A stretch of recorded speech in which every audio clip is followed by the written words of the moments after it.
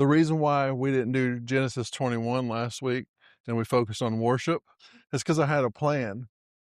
And that plan was to go into Genesis 21 on Mother's Day, because guess what? Guess who becomes a mom? Sarah. Amen. So that's perfect. I held it off for that because I wanted to be able to go through this chapter when we've been building up this whole time to motherhood. And that's where we're at. So Genesis 21 is a good reminder that God keeps his promises. He cares for the broken, but he also is teaching us, or his people, to trust him beyond what we can see. So oftentimes we only trust God with what we think we could see or have control with, but God's promises are always on time. The word impeccable means without sin. And I love that word impeccable because his timing is impeccable. Yeah. So impeccable means without sin. And so that's what God's showing us here, is that this promise of what? That you will have a child has been delayed for a long time. And we talked last week that this moment was actually a moment of laughter. You know, Sarah was laughing about this. But now God's speaking and things are changing. And so you all know today is Mother's Day. And it was pretty profound that Genesis 21 is with the miracle. But this miracle, guess what? It was wrapped in wrinkles. But at this point, Sarah was old. Yeah, I think Abraham was 100, she was 90. So 90 years old. Obviously, in this moment, we know this is a miracle, and that's why I said it's wrapped in wrinkles. Not to belittle Sarah, but she's not a young mother. It's just like if we were doing this in modern day context, Sarah, to be promised a child, what do moms usually do when they know they're having a baby come? Prepare. How? Nest, nurseries. Yeah, we get a theme for the baby's room, right? You get all these.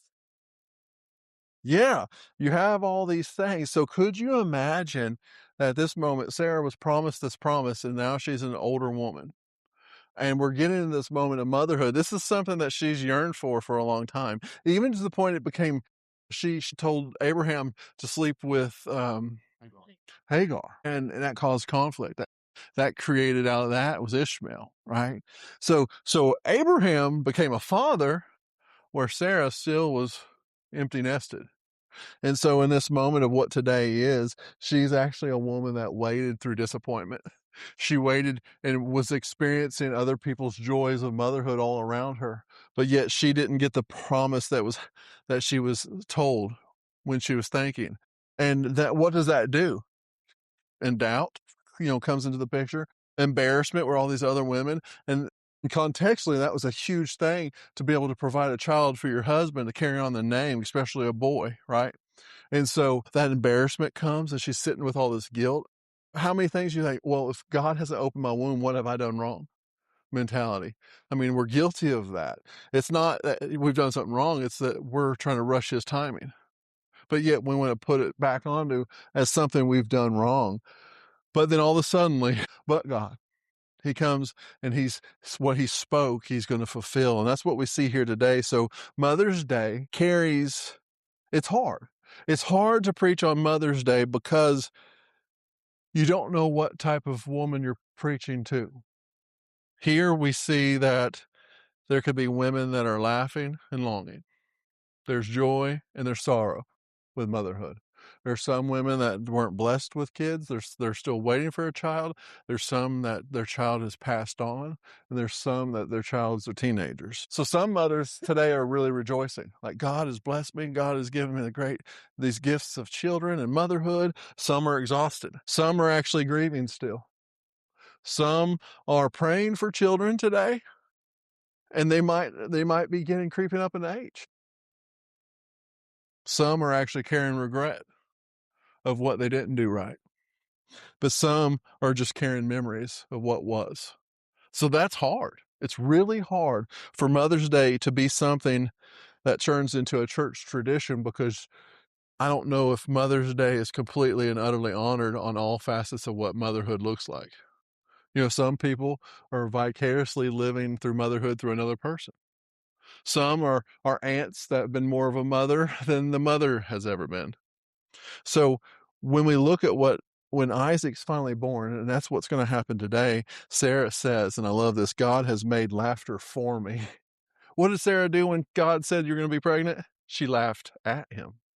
Well, now she's saying that God has made laughter for me. The woman who once laughed in disbelief is now laughing in joy. This is this moment of where the grace of God can take this cynical laughter and then turn it into worship. We can't miss this moment of what Sarah is experiencing as she is becoming and stepping into this realm of being a mother. And this chapter's not just about the birth of a son. This is about what?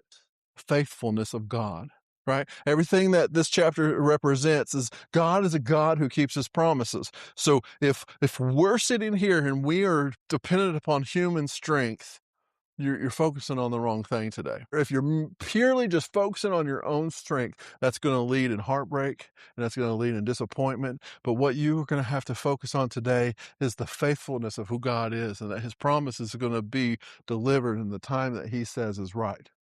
You be faithful. Motherhood, things will look better. Some things God's going to heal to the moment of maybe you will never have a child, or maybe you're never going to see your child again, or maybe you're blessed with a child, but God's in the middle of all those different aspects. He's in every single aspect that you have. But at the end of the day, what's missed with motherhood is quiet prayers, restless nights, worry for the well-being, sacrifices that no one says, good job, mom. Good job, mom. Sometimes you don't ever get that. It is nice that day when maybe a child says, good job. Like, hey, at the end of the day, you long for those words. But what the child and the family misses is the tears that you hide, the moments that you break down in the closets and the bedrooms and the showers that no one sees.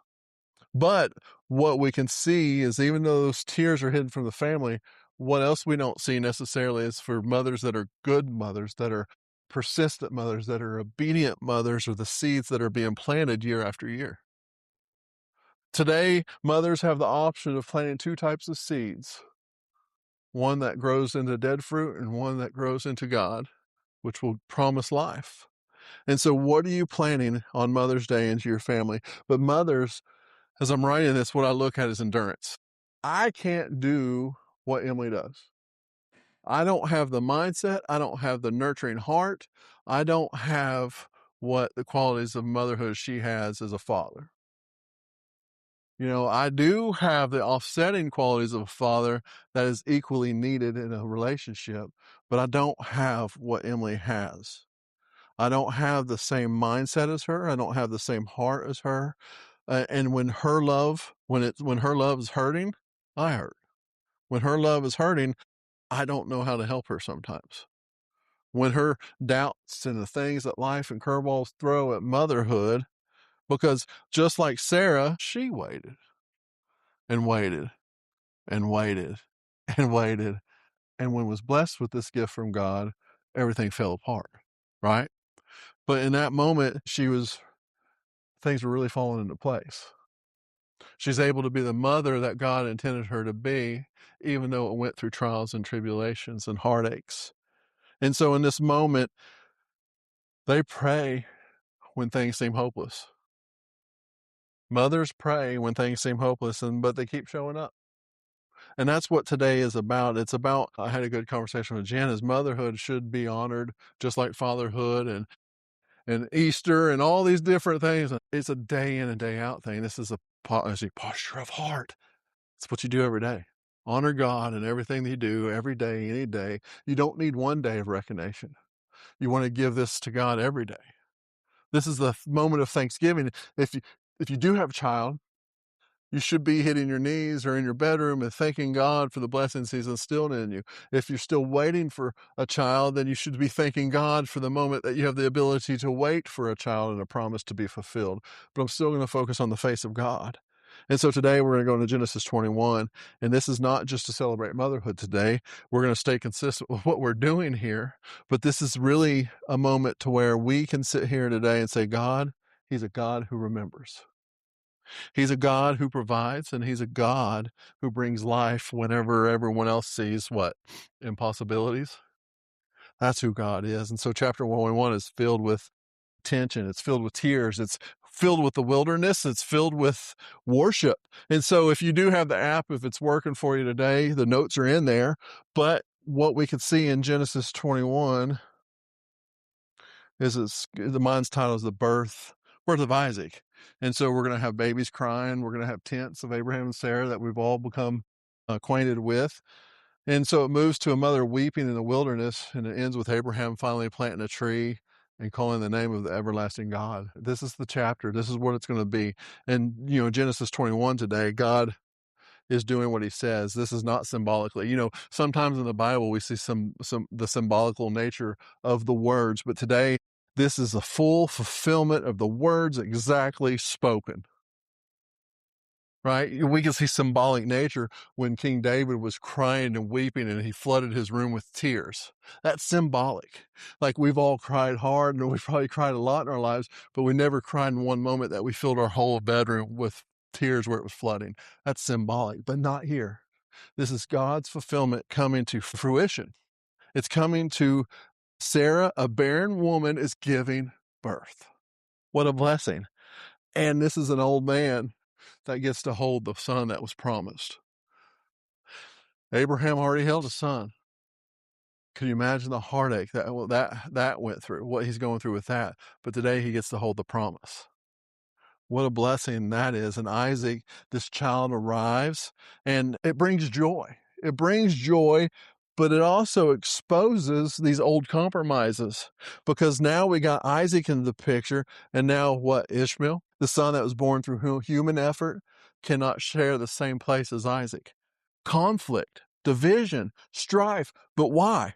Because man inherently acted as God, instead of allowing God to do what God says and just wait and be obedient. So now Hagar sent away. This sounds familiar, doesn't it? She's sent away. And this has to be a painful scene I couldn't imagine. You think of Hagar, but you also think of Sarah. There had to be some form of relationship there. And we want to think that it was always a negative relationship, but the Bible doesn't necessarily say that. There doesn't go have this ongoing conflict between Sarah and Hagar. We had that moment of conflict, and we're about to come into another moment of conflict, but we don't know what this life is like. I know the good example, Caden. You got two women that care for Caden the same way. Could you imagine? Right? I say, I keep Charlie and send Caden away. That has to be hard, because there's two different women that pour two different efforts into one child. And I just sit there and say, Caden, you got to go on your way with Hagar. That would be hard. That would be hard. So in this moment, there's joy, but there's also this hurt that's happening. And this is what God's going to teach us here, that even in the struggles and the self-induced struggles, he's still going to be honoring to his promise. And a lot of us believe that we help God in his decisions, don't we? We think that we're going to act and we're going to do, and we're helping God along in this moment. But what we're really doing is just getting in the way. We really just get in the way. We pray, but then we panic. Have we ever been there? I've been there. We pray and then panic. Why are we panicking? Because we don't trust God. We don't trust God. If we're going to pray, we're going to leave it there in that moment, but we panic. But then we wait. And guess what happens when we wait, when we're panicking? We scheme. We're always setting up a plan and a way to take control of what we got to take control of. But if we just trust, we let go of our backup plans and we trust him. We let go of these backup plans and just trust in him and what he's going to do. So we know, I've said it, this is probably the third or fourth time I said it, God keeps his word. God keeps his promises. And anything outside of that, it's us. We create the problem that separates the promise to compromise. We're compromising the promise because we're acting, we're panicking, and we're not trusting. So will someone read Genesis 21, 1-7 for me? Thank you so much. So it starts off with a bang. So the Lord visited Sarah, and he said, and the Lord did to Sarah as he had promised.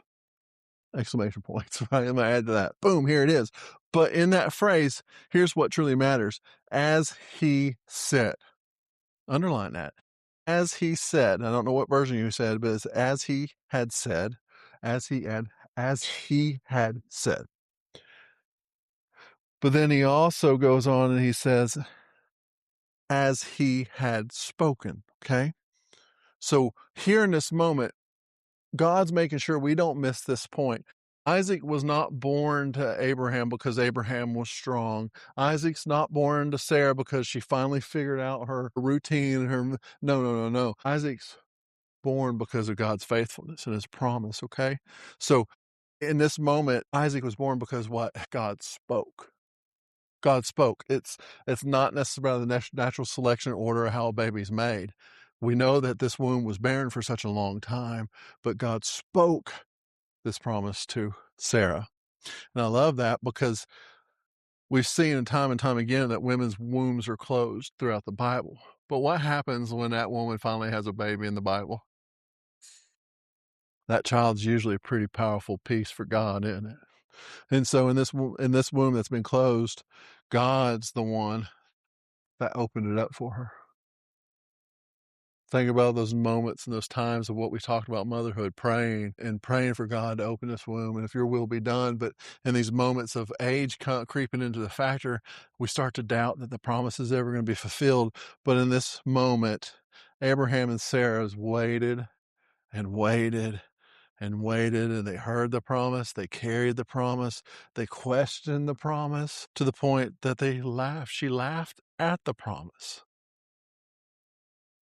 They even stumbled while waiting on the promise. We see all these things, but in this moment, I love Nate says, it's like God factored in their stupidity because God knew they were going to do all these things. God knew that they were going to go through all these, and God still kept his word. God could have easily said, no, I'm going to take back. But God's not a God of taking things back. Not only kept his word, but blessed their mistake as well. That's right. Ishmael got a blessing. And so in that moment, this should encourage us because we look at calendars and time and equations and formulas as things have to align, right? Things have to align, but in reality, it's mocking faith. If we're sitting here more devoted about a calendar or strategic formula or plan that we're going to make things work, then we're mocking faith. We have to make sure to surrender this and saying in God's time it will be done. A little vulnerable, or I'm transparent, not vulnerable, transparent. Emily jokes sometimes and she's serious sometimes about wanting to have a kid with me. And I'm like, we're not doing anything we're not it.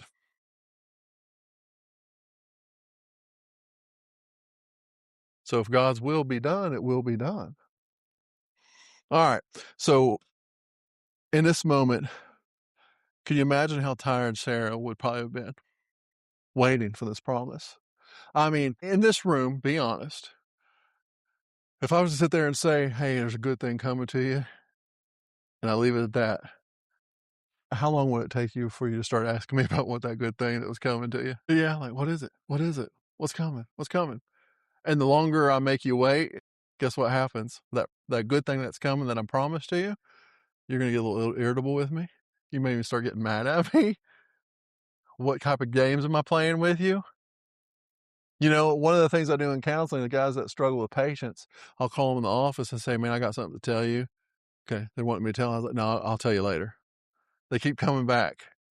They keep coming back. Not yet. I'll give you when I'm ready. And they keep coming back to the point that they start getting angry, start getting mad and but then I use that as a teaching moment. I was like, what's the one thing you struggle with? And I'm intentionally doing this to make you wait, to sit there and say, to work on you, right? To work on you. And so in this moment too, we think that maybe if we're missing this promise, then we think, well, God's not a liar, but maybe maybe I was confused in what I heard. We start playing with that mentality. Well, God's not a liar, but then maybe I misheard God. I mean, how many of us have stepped out in ministry work and we don't see things coming the way they should come? And we're like, right, Nate, anyone else? I don't understand what you're doing, God. Or did I mishear this, God? Or how many of you all felt like you're the crazy person? Like we should be out in the wilderness eating locusts and honey, Yeah, like, why is that? That's us. We start to challenge this mentality. But God's not confused. We create the confusion. It's obvious where it came from at that point. If it's a short wait, we have a tendency, not always necessarily, but we have a tendency to not give credit where credit's due when Well, it's a short wait that happens fast and we just move on. Yeah. right. Makes sense, right? Makes total sense. And the ones that do, and God does allow blessings to come. Only sometimes I feel like, and I could be wrong about this statement, sometimes he allows them so he can see when they how quick they fall. Then at the bottom of that failure, they're going to look up and really see him. Right. I've seen it time and time again. Too many pastors, they're really good and charismatic and good with the word and this and this. They build up this little mega empire that's all built on them. And then next thing they know, they're in deep on moral failure, sin, or their marriage, or their kids, or whatnot. Something's happening, and at the end of that moment, they're surrendering fully, saying, "God, I'm so sorry." And then they're more powerful in for the kingdom and through Christ. So I get it, Nate. That's good stuff. So what? All right. Does anyone know what Isaac's name actually means? Yeah. Good job. Brownie points. He's so we switched from salvation points to brownie points, and maybe we'll get a whole brownie one day. So it means laughter, right? Names him after the thing at which she did, laughter.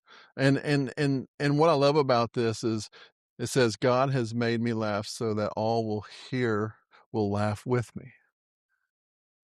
What a blessing that is. That's what grace does, right? So I'm going to sit here and talk about my testimony and share and even talk about I'm laughing because I'm a 90-year-old with a baby. Look at God. Look at God. Doesn't he fulfill his promises?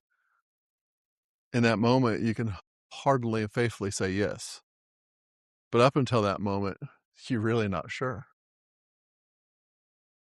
So Grace takes this laugh of unbelief and they turn it turns into a laugh of testimony. I do love Altar. I love hearing the same patterns of stories, because if you've been here long enough for Altar, you keep hearing, I should not be here, or I should be in prison, or I should be this, I should be that, I should be dead, I should be this, or my kid, and you keep hearing the grace of God and these testimonies of God restoring and fulfilling, right? And at the end of the day, that testimony is just bound by what Jesus has done on the cross. And it's about their obedience. People don't want to look at the word obedience and they think that's a negative thing, but to be obedient's not to earn any more favor. It's just to give back to who you love. Like a child is obedient to a father, usually, if there's respect and relationship. There's a value there. But if something's missing, it's really hard I've heard guys say, well, you've never been in my life. I'm never going to listen to you, mentality. So she once laughed, but this is what's turned into now the promise is lying in her arms, right? What a blessing this is. And this is the moment that God is going to do what he's going to do. And like you're all saying, no one can take credit for it. No one can take credit for this other than God himself gets glorified and magnified. All right, well, someone read verses 8 through 13 for me. So Isaac's growing. Abraham has this great feast, and Isaac's weaned. How old is it when a child's weaned typically? I know, I think it's something like on the 8th day they got to get circumcised, but weaning, I'm not sure how long that is. But this should be a celebration that's joyful. But once again, old compromise comes in. And this is not necessarily Hagar's fault. This is Sarah sees Ishmael mocking.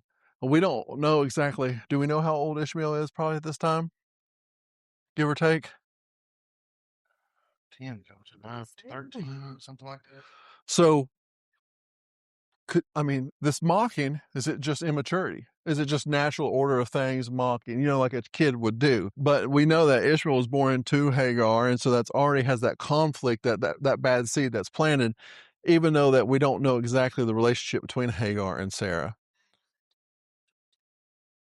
2 and 4 years old. So Ishmael was about 14? Oh, weaned. Okay, so weaned is about 2 to 4 years old, and you said Well, he was 14 when I was, so he'd have been 16-ish. 18. Oh, yeah. Okay. So teenager. I mean, and you also got to take into the eyes of Ishmael. Like, could you imagine that you're not the promised Caden? That would be hard for him. Because I don't care. You can sit there and say you know Jesus, but we don't spiritually mature in Christ until we get older in age. So spiritually, that would be hard for Caden to carry his whole little life. That you're not the promise of God. That would be hard. So now in this moment, what should have been a great feast is now turned into issues, right? And so since Isaac arrived, that old decision is now becoming the problem. It becomes a present problem. And that's what compromise does to our lives. That's how it works. Old decisions are not necessarily immediate until that moment arises and when it comes to fruition. And so we don't always hurt immediately, do we? We can make a bad decision and we can make a poor choice and we have consequences, but we don't hurt, right? Just use this example. People that smoke cigarettes, they're really gambling with their health. In that moment, they don't see the problem, but the day they get diagnosed with lung cancer, then it really becomes a problem. Your compromise of smoking and coping with life because you can't smoking wise, and that moment is a goal, and it creates a sense of coping mechanism, I should say. But in the end, it's going to be what causes cancer that takes your life. You're compromising today. That's why I quit smoking. My dad died of lung cancer. I'm 5 years and 2 months from smoking cigarettes. I never thought I would do it. But I couldn't keep making a compromise of I was still coping. Nicotine still had a draw that didn't allow me fully experience life in emotional terms. I was never completely sober. Once I quit smoking, I was like, what else do I have to quit? And then they said I was diabetic. I had to take out Coca-Colas. Got a good old Diet Coke. But nicotine, it was crazy. You all had to go through it. I didn't know how to fully cope with life without something. Now I'm experiencing life on life's terms without nothing to cope with. Nicotine really helps. So in that moment, the compromise, that's how it works. Sometimes it can grow up in the house. We see this when married couples get together and they blend their families, that's where a lot of trauma can happen amongst kids. And that's where compromise comes because they tend to one couple, they're going to favor one over the other usually. And that creates so much hurt in a child when it's like, as an example, I try my best to love the boys equally, uniquely the way they are because I would never want, since you're my wife, I'm going to tend to you and I'm going to treat Charlie extra and minimize him.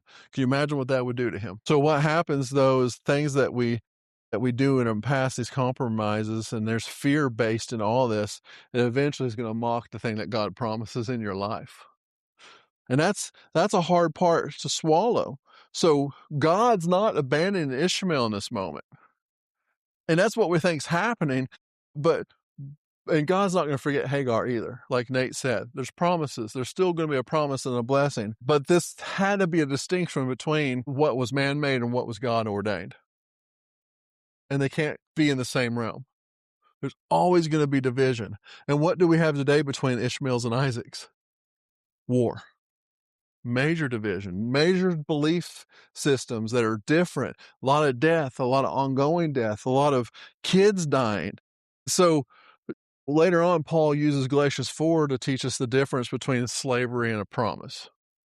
And so sometimes we got flesh versus faith, and we got human effort versus divine grace. And that's what's happening here. So Ishmael is actually representing what man can produce. And we see that still over in those lands and those areas, but Isaac's representing only what God can produce. Can never be man-made. And I think that's a beautiful moment. But those two extremes in the same house is chaos. That's why. What, you were going to say something? That's why Ishmael's and Hagar is being asked to leave. It's hard. It's hard. But in these moments, what do we think about kids and families and relationships? There's habits, there's relationships, there's demeanors, there's attitudes, there's fears, there's hormones, there's all these different things going on. But then God, in order for him to bring his promise to life, the old things in this family have to be dealt with. Because there's even a form of compromise by Abraham, maybe even get to the point, this is just me thinking out loud, oh, well, Hagar and Sarah are going to be good, and I'll have Ishmael my whole life. until Isaac comes, right?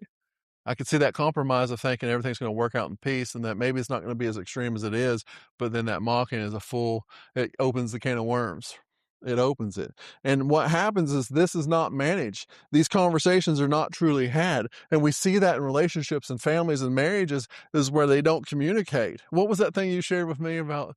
You said this is us where they communicate until the point they talk until they Doesn't process until they talk about it. Another one doesn't talk about it until they process it and they marry.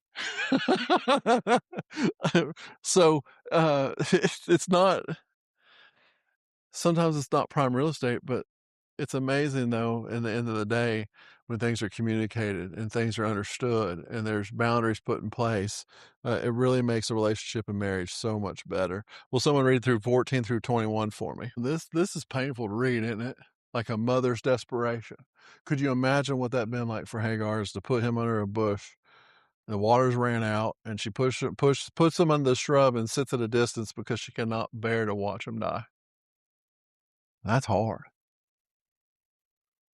And this is probably one of the hardest and heartbreaking scenes that we're going to read in Genesis. A mother sitting in the wilderness, empty bottle, empty hands, and a broken heart. But God, verse 17 says, God heard the voice of the lad, the child. Don't pass over this moment. God heard the voice of the child. God heard, right? That's the key part. God heard. The people back in the tents and whatever, they didn't hear.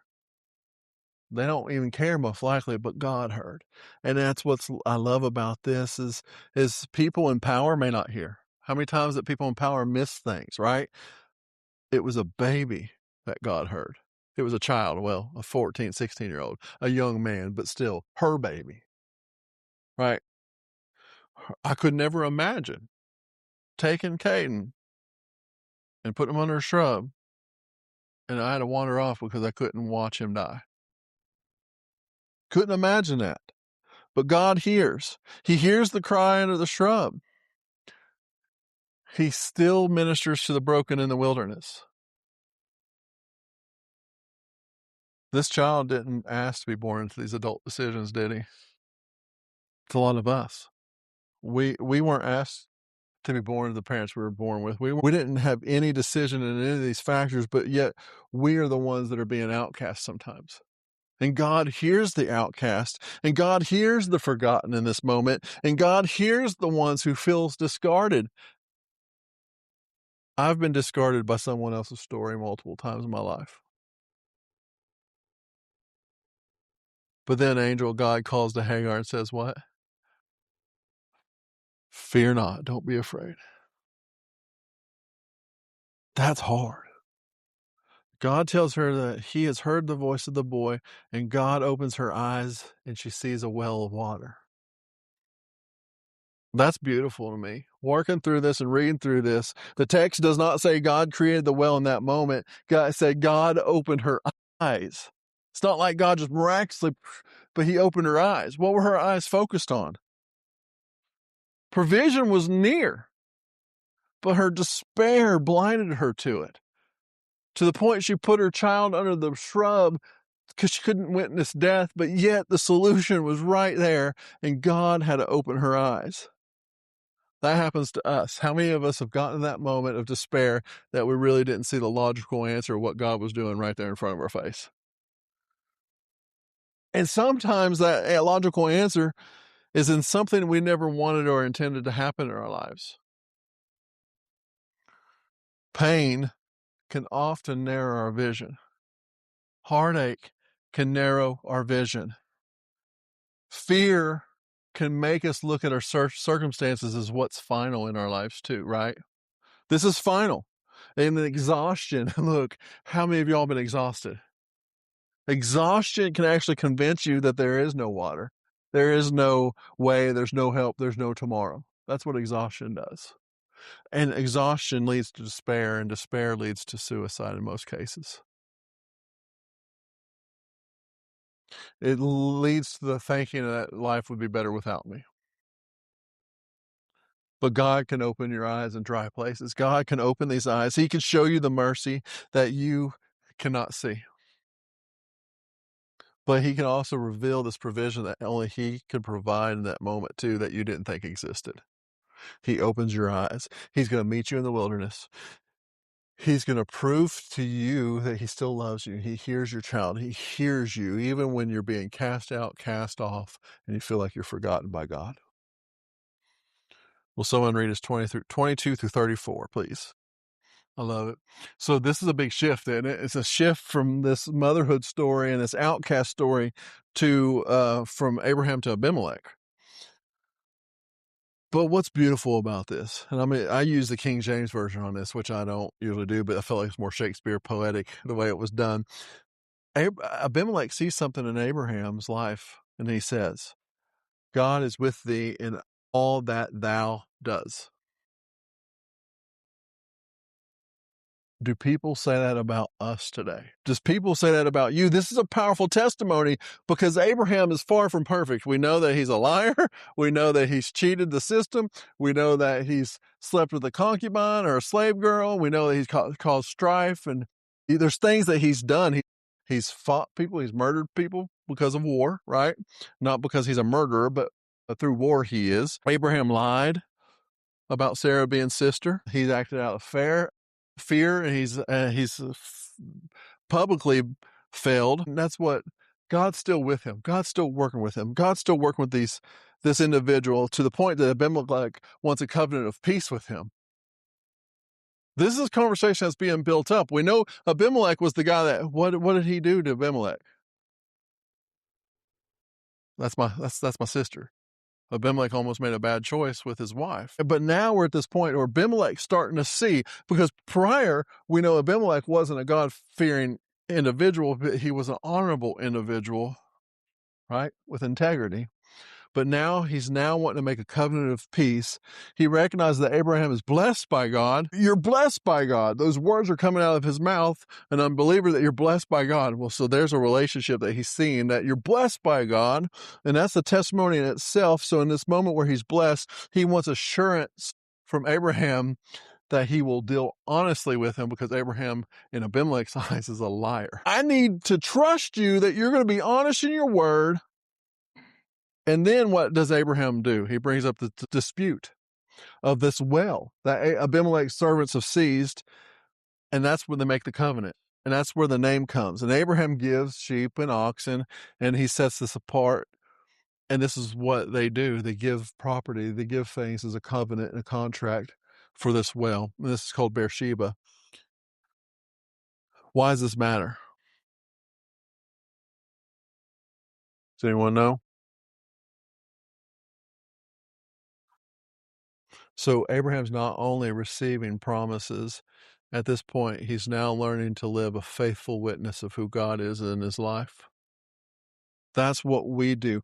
And we need to be a faithful witness to people that are considered, here, look, air quote, outsiders. Outsiders. Abimelech was an outsider. So faith in your life is not a private belief. There's nothing meant to be private about faith. It has to be what I'd say public conduct, something we do publicly. But yet, how many Christians struggle with proclaiming their faith publicly? It's hard. Shouldn't be, but it is.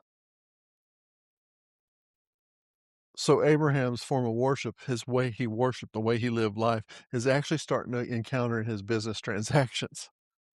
What if we did that? What if our faith and the way we honor God starts showing up in our business transactions? Well, I don't have a business. Yes, you do. You do business daily. You pay your water bill, you pay your electric bill, you pay people, you pay this, you pay that, you work for someone, you do this. You have moments that you can bring God into your business. So, God has existed before Abraham, and God's always been faithful. God's going to be faithful after Abraham's gone, and God is not just trapped into this one generation. Okay, so God's not trapped to generations, because Ishmael and Isaac are going to be two different nations and two different generations. But I love this. Abraham plants a tree because he believes God's promise has roots. God's promise has roots. I used to do this thing, and it's positive psychology. And it was an exercise, and it was this tree, and it had the roots in the ground. And I said, write out what your roots are in your life. People would put jobs, money, family, all these things. And that's what's feeding the nutrients of your tree. And then what comes from that tree trunk is the outpouring of the fruit. So today, what I want you all to look at is draw a little tree when you get home. What is your roots? God, Christ, family, money, whatever, work, career, identity. What are your roots? And that's what your fruit is going to be producing from. If it's worldly things, then you're going to produce worldly fruits. And so in this moment, he plants this tree, and that's what faith does, is faith plants trees in our lives that's not fully inherited yet. We might not have the full promise of what this is looking like. I'm trying to say this in a way that's what we do here, I know means a lot for all of us that are here. This is family. But when, and this is not Dusty's fault, but when we're talking about what we do as a ministry, it seems kind of like, to his eyes, it's like it's a dead ministry. It's in a dead area. It's tough. People don't support, the community don't support, can't get the addicts to buy it. You know what I'm saying? In that whole mentality, he sees that it seems like it's dead. And it's easy to feel that way in some ways when it comes to helping addicts mentality. Not us, what we do here on Sunday. I always separate those two.